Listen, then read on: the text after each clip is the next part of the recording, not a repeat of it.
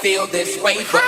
I'm sorry, Miss Jackson. Ooh, I am for real. Never meant to make your daughter cry.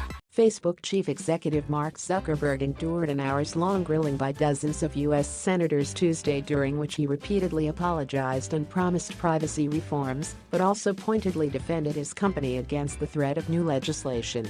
Zuckerberg invoked Facebook's unlikely journey from a tiny startup he co-founded in his Harvard dorm room 14 years ago to a social media behemoth in explaining Facebook's frequent privacy missteps and its failure to spot and defeat Russia's aggressive campaign to manipulate American voters in 2016 and beyond.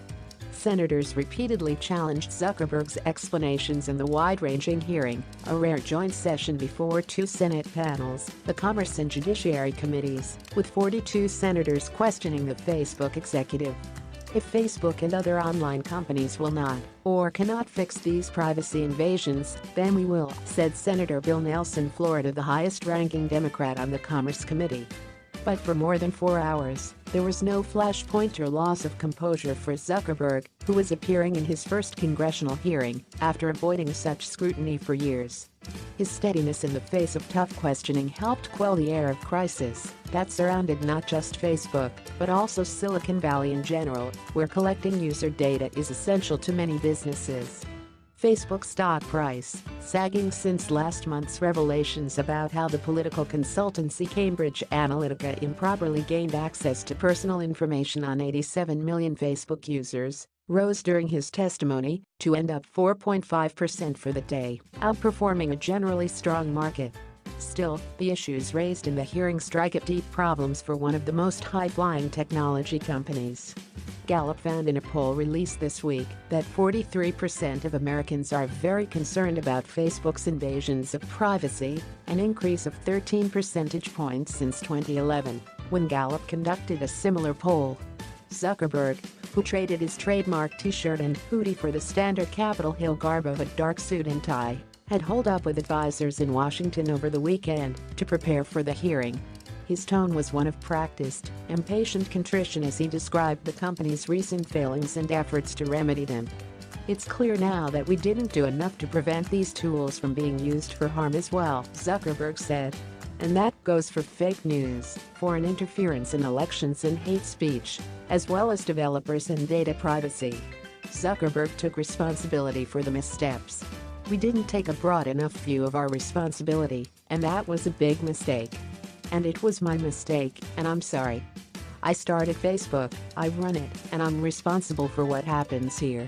Yet there was a broader context to the hearing, coming amid rising complaints about how a range of leading tech companies profit from virtually unfettered access to user data, something increasingly restricted in Europe and elsewhere in the world.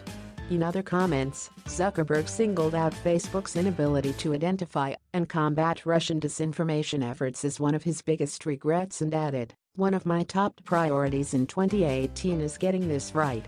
He also confirmed for the second time since February that Facebook officials have been interviewed by investigators for special counsel Robert S.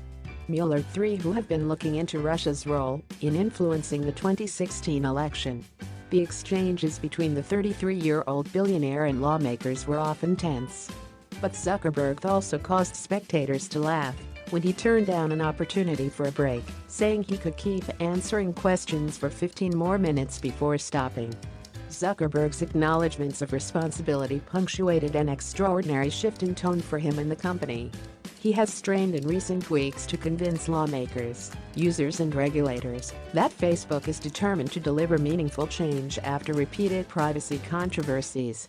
The House Energy and Commerce Committee has its own hearing scheduled for Wednesday morning.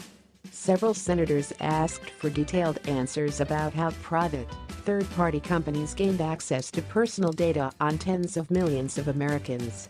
Others questioned whether the very business model of Facebook, which makes money by selling online advertisements based on what it learns about users on the platform, was flawed.